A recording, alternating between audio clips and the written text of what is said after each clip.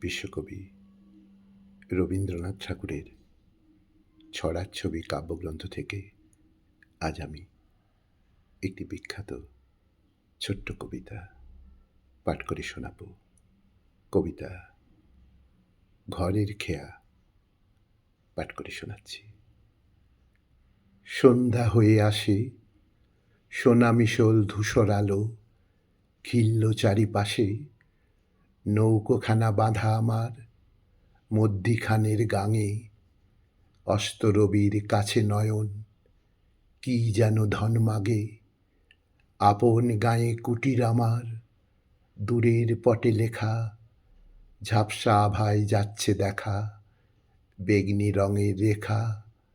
যাব কোথায়, কিনারা তার নাই। পশ্চিমেতে মেঘের গায়ে একটু আভাস পায়। হাঁসের দলে উড়ে চলে হিমালয়ের পানে। পাখা তাদের চিহ্নবিহীন পথের খবর জানে।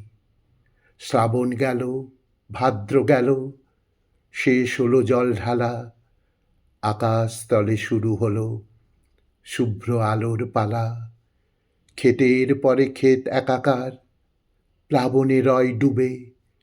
লাগলো জলের দোলযাত্রা পশ্চিমে আর পূবে।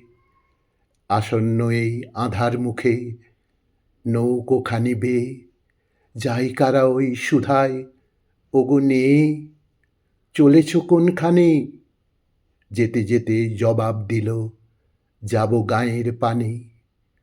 অচিন শূন্যে ওড়া পাখি চেনে আপন নীড়। জানে বিজন মধ্যে কোথায় আপনজনের ভিড়। অসীম আকাশ মিলেছে ওর বাসার সীমানাতে। ওই অজানা জড়িয়ে আছে জানাশোনার সাথে। তেমনি ওরা ঘরের পথিক, ঘরের দিকেই চলে। যেথায় ওদের তুলসী তলায় সন্ধ্যা প্রদীপ জ্বলে। দাঁড়ের শব্দ ক্ষীণ হয়ে যায় ধীরে, মিলায় সুদূর নীরে। সেদিন দিনের অবসানে সজল মেঘের ছায়ে আমার চলার ঠিকানা নাই।